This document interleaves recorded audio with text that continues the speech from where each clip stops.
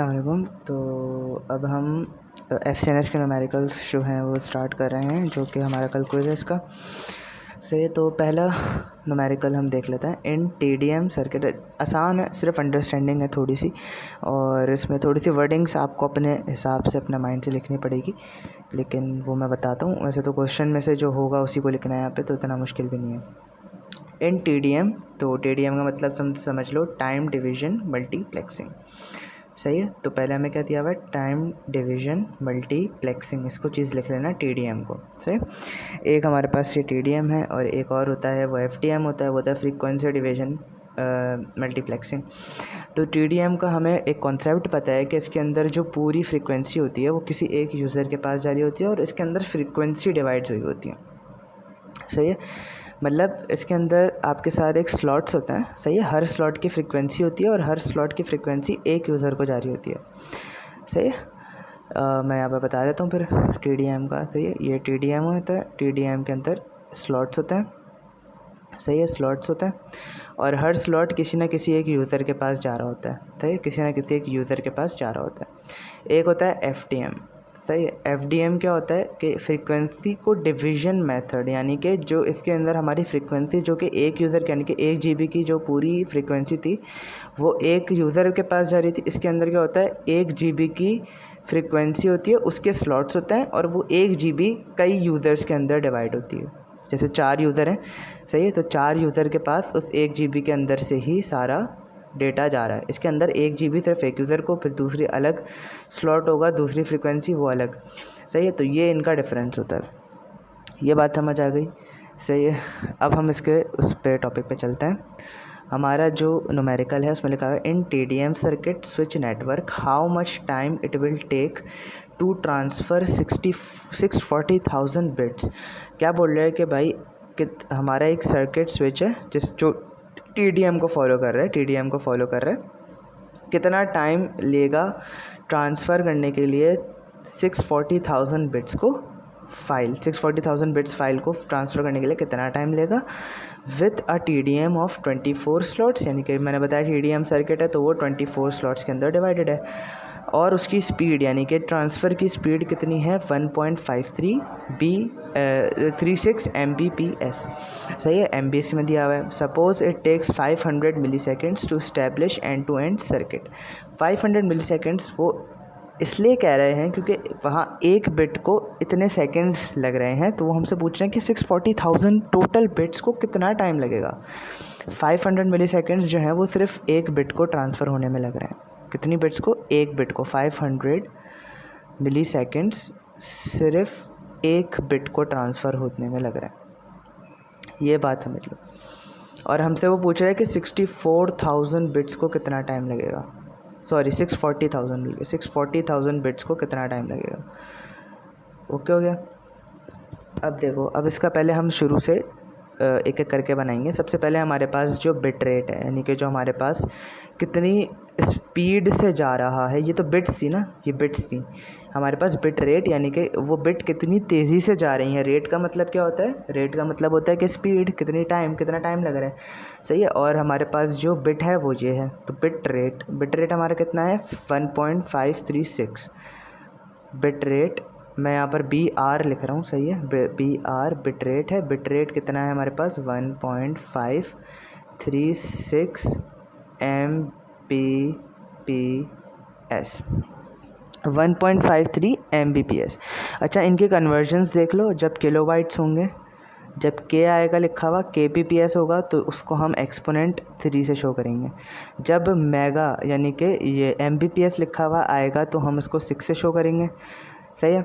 और अगर हमारे पास यहाँ पर गीगा यानी कि G आ जाए तो हम उसको करेंगे एक्सपोनेंट 9 से शो। यानी कि ये जो पूरी वैल्यू है ना, इसके आगे मल्टीप्लाई करके ऊपर वो लगा देंगे। सही है।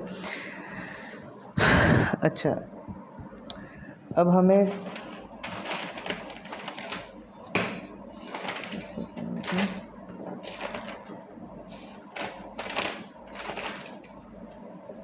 क्वेश्चन एक दफ़ा मुझे देखना था, Mbps था या kbps था, एक सेकेंड।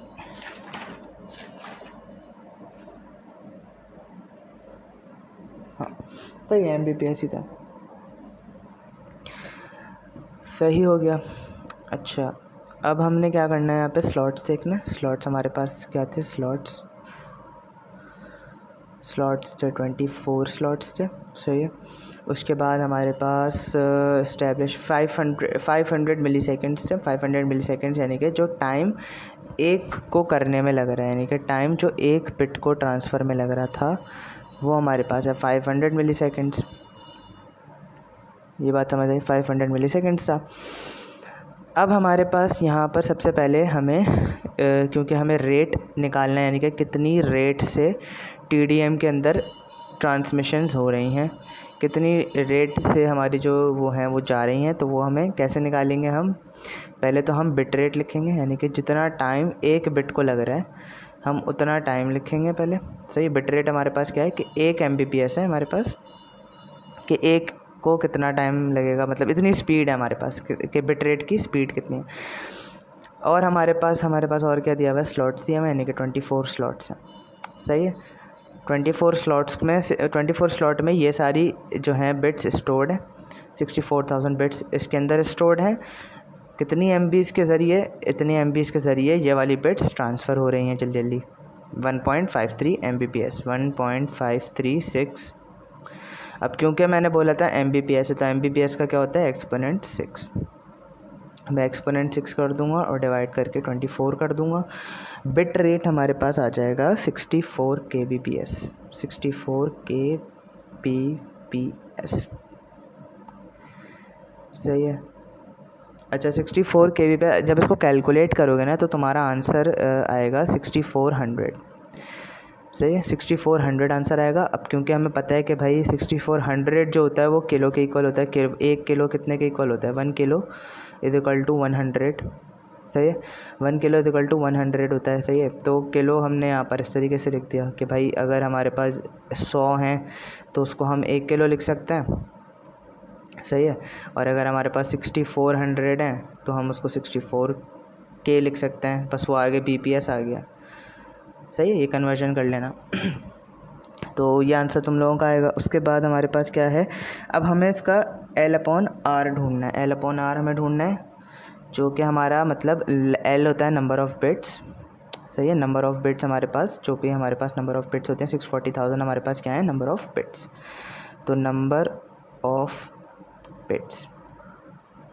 ऑफ़ बिट्स हमारे पास हैं 640,000। और हमारे पास जो इसका R हमने अभी निकाला है TDM का हमने जो R निकाला है वो मतलब इसका रेट है TDM का, तो वो हमारे पास क्या है 64 kbps। सिंपल है। अब हम निकालना है L/R। L हमारे पास आ गया 640,000, ये 64 kbps आ गया।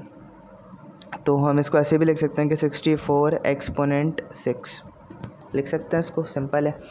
सही है, सॉरी kbps है ना, तो एक्सपोनेंट 3 करेंगे इसको, सही, एक्सपोनेंट 3 करेंगे और इससे हमारा जो टोटल आएगा वो तुम लोगों का आएगा 10।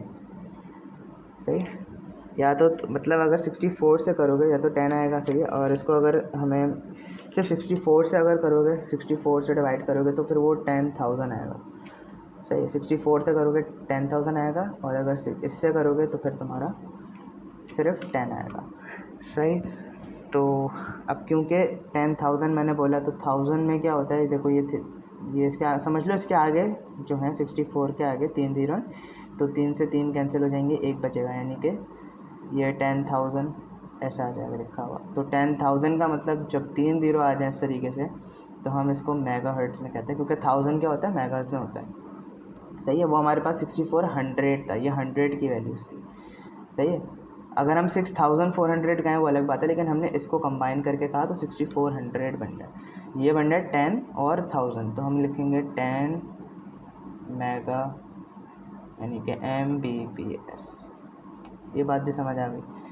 अब यहाँ पर ही कर देता हूँ क्योंकि छोटा सा काम है। अच्छा, यहाँ पर क्या है, अब हमने यहाँ पर टाइम ढूंढना है, जो हमारा मेन चीज़ थी, जो हमने बोला था कि भाई टोटल कितना टाइम लगेगा सारी बिट्स को ट्रांसफ़र होने में। तो जो टोटल टाइम है हमने हाफ करके चीज़ें निकालनी इसके अंदर। सबसे पहले हमने RTDM निकाला कि भाई बिट रेट उसका ये था, फिर हमने उसको L/R कर दिया, उसके अंदर से हमने इसकी भाई निकाली कि कितनी स्पीड है इसकी, सही है, MBs में कितनी मतलब स्पीड आ रही है फलाना। अब हमने मतलब ये स्पीड अभी हमने पूरी नहीं निकाली, अभी हमारे पास बचा है जो हमने एक बिट का निकाला था। अब हमने क्या करना है, टोटल टाइम निकालना है, सिंपल है। अब जो हमारे पास 2 टाइम्स थे टोटल टाइम, क्योंकि इस वाले टाइम में जो हमने अभी रेट निकाला है इसमें अभी हमारे पास पूरा टाइम इंक्लूड नहीं है। जो हमने 500 मिली सेकेंड्स का बोला था कि भाई वो एक बिट के अंदर है। तो अब अच्छा, अब हमारे पास जो ये है ये 10 Mbps में आ रहा है, सही है। तो इसको हम अभी 10 कर लेते हैं, इसको कर लेते हैं हम 10 सेकेंड्स के अंदर, या फिर Mbps मतलब वही हो गया ना, मतलब इतने सेकेंड्स पर मेगा लग रहा है उसके ऊपर, सही है। और हमारे पास 500 मिली सेकेंड्स थे। 500 को हम अच्छा मिली सेकेंड्स हैं तो क्योंकि हम इसको साथ प्लस करना है, तो 500 मिली सेकेंड्स को डिवाइड कर दो 100 से, सॉरी 1000 से। तो मिली का मतलब होता है 1000, तो उसको हम कर देंगे तो ये हो जाएगा 0.5, सही, 0.5 सेकेंड्स। अब इसको प्लस कर दो 0.5 सेकेंड्स में, और हमारे पास जो टोटल टाइम आ गया, टोटल टाइम हमारे पास किसका आ गया कि हमारे पास टोटल टाइम आ गया कि भाई 64,000 जो बिट्स हैं हमारे पास, 64,000 जो बिट्स हैं हमारे पास वो ट्रांसफ़र होंगी इन 10.5 सेकेंड्स के अंदर। अच्छा, अब इसको तुम लोग लिख भी लेना इस तरीके से। ये मेरी वर्डिंग्स हैं। 640,000 bits of files takes 10.5 seconds to transfer in TDM end to end circuit. ये वर्डिंग लिख लो अपनी तरफ से, कुछ भी लिख लो। रिज़ल्ट के अंदर जब भी रिज़ल्ट लिखते हैं, हर बार रिज़ल्ट के अंदर हमेशा वर्डिंग्स के अंदर जो है वो आपको देना होता है क्या कहते हैं उसका आंसर, क्योंकि आपका जो क्वेश्चन होता है वो हमेशा आपकी वर्डिंग्स में होता है। तो आप इसका रिज़ल्ट जब लिखोगे, जब इसका आंसर बताओगे, तो वो भी वर्डिंग्स की सूरत में ही लिखना है, सही है। ये चीज़ तो फिज़िक्स में होती है, लेकिन खैर वो तो बताया हुआ नहीं है, बट हाँ इसका ये होता है सही। ओके हो गया, तो ये हमारा एक हो गया कंप्लीट।